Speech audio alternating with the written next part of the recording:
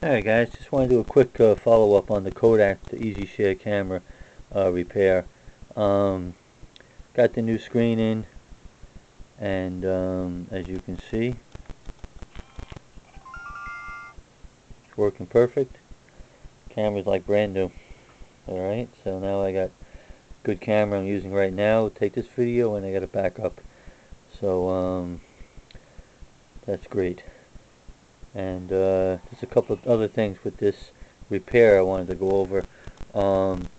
When you're putting the strip in, this particular one, when you take this strip out, it has a tiny little sticky substance around here which holds it in place in there. And as you've seen when I took this one apart, it just fell out. The sticky edge just wore out. So when I was putting it back together and I put this back in, it didn't stay in place for me. Every time I turned the camera to put the strip in, it would fall on me, and it was a pain in the butt. Very simple solution to the simple problem, which after wasting 20 minutes, I finally came up with it.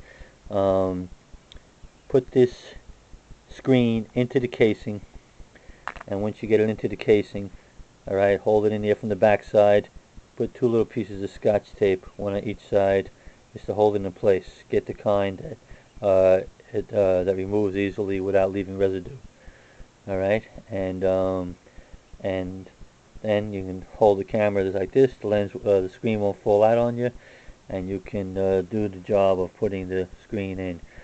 Now this strip here, like I told you, has to plug in, alright, in there. And with my big, bulky, fat fingers, it gets to be a pain in the neck to get that to plug in there. So if you have the same problem, I recommend using a little tweezers like this.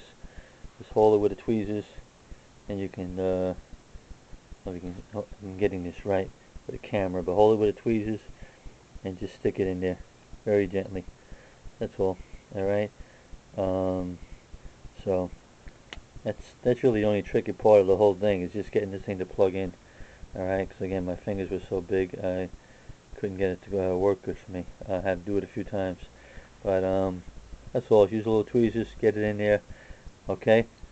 But the other reason why I'm doing this follow-up video is I solved another problem with this camera doing this job quite by accident.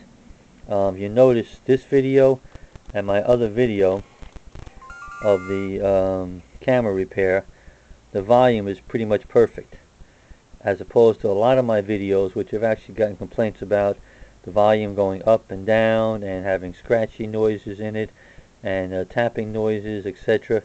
And that's been driving me crazy with the camera as long as I've owned it. I don't know what the heck is wrong with the volume, and I went crazy with the settings and everything. Well, as it turns out, there's nothing wrong with the camera at all. The problem was me. And I'm going to show you what the problem is. Right here. Look at the camera, real close, right here in the corner. You're going to see two tiny little holes. Look like two tiny little black dots. That is the microphone. It's also the speaker. Okay? I was totally unaware of that. When you hold the camera, you're holding the camera like this, you can see my finger, my middle finger, is over that hole. Or one of my fingers, my index finger, will be over that hole, no matter how I hold the camera. Okay? Especially if I'm holding it with one hand, because I'm working the tools or whatever with the other hand. So, working the camera with one hand, my fingers are over that hole.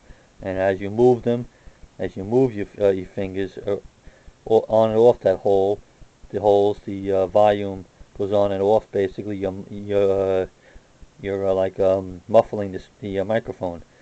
So the volume goes on and off, and as you tap it with your finger or touch it with your finger, it makes a tapping noise. And so that was the problem. All of this time, I was knocking these Kodak cameras for that reason. I told everybody it's a great camera, but it has a volume problem. It does not have a volume problem. The problem was me. Alright? And I've heard other people I've talked to now with digital cameras have had the same problem. At least they thought they did. But I brought this to their attention, and so that's why I want to make the video, bring it to your attention, you guys.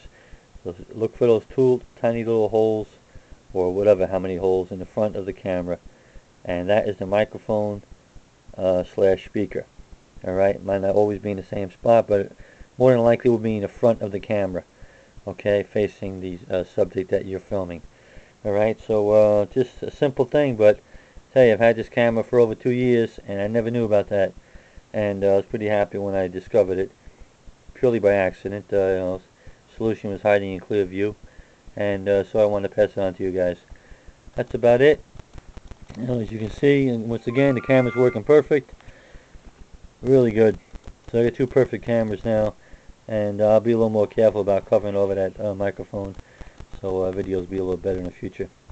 Alright guys, hope this is helpful to somebody out there. Appreciate you watching. Welcome, Daniel.